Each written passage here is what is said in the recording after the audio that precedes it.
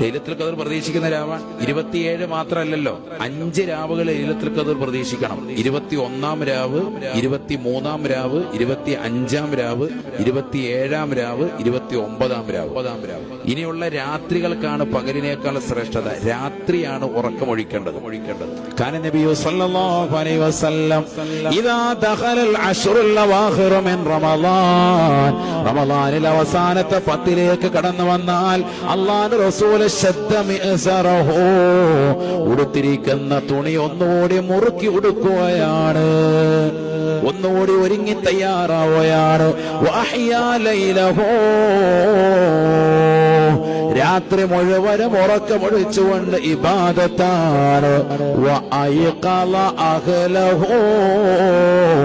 കുടുംബത്തെ വിളിച്ചുണർത്തുകയാണ്, കുടുംബക്കാരെ വിളിച്ചുണർത്തും. അല്ലാഹു തൗഫീഖ് തരട്ടെ.